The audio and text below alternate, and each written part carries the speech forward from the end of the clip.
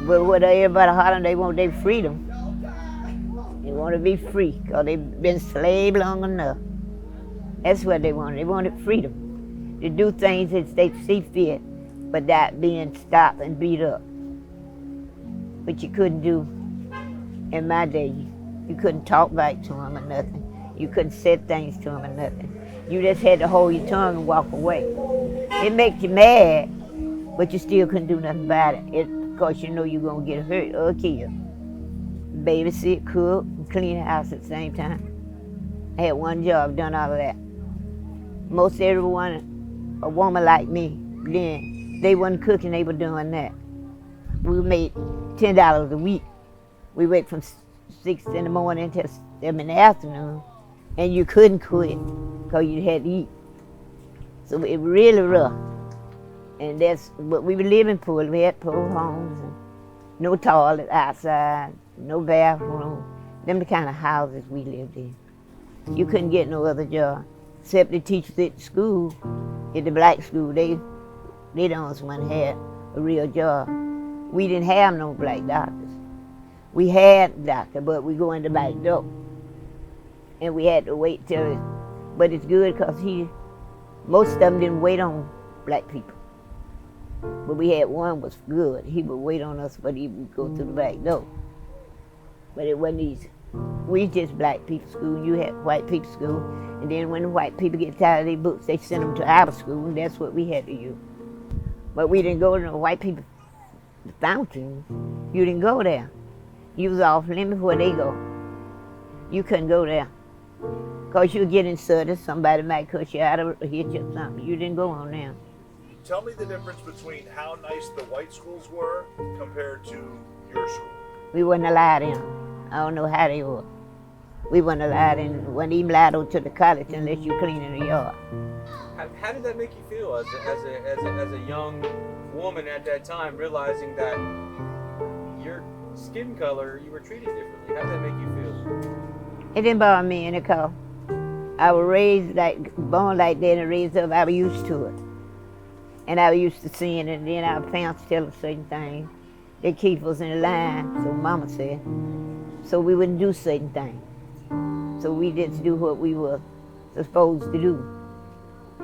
See, we couldn't, and then all the white people, we had to say, yes, sir, no, ma'am, and all that. Don't care how young they were. We used to get on the bus, we had to ride in the back. And you weren't allowed to ride in the front at no time. So when the lady got on the bus in the front, that's when all the started.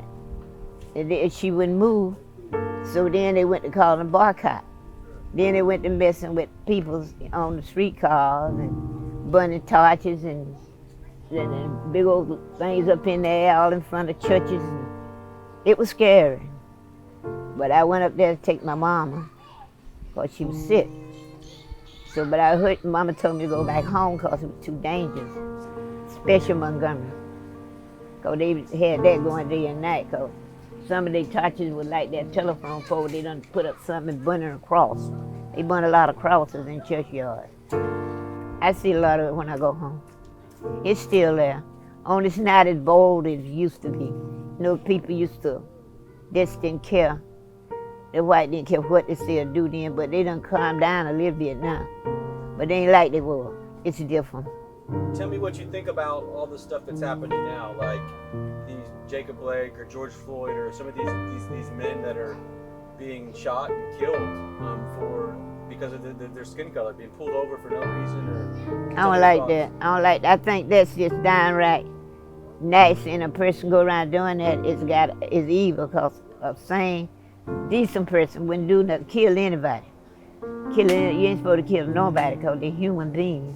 And when you kill them, you ain't got no conscience or nothing. You couldn't sleep. I don't know how they sleep at night.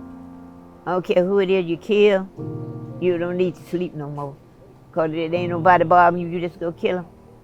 I don't know how they do that. What would you say to them? What would you encourage them in? You know what I would do? Get up and get out of my damn yard. Don't you come back here no more. That's what I would do. Because I know what they're doing, they ain't going to change.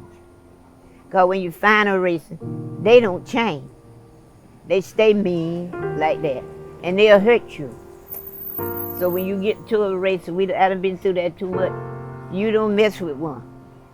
Because they'll walk around for years, want to get even with you, because they full of hate. And when you're full of hate, you don't get over stuff. Don't care, because a lot of them got hate, they don't pray about nothing. They don't care about nothing. And they'll kill you. So I learned not to mess with people when they got an attitude.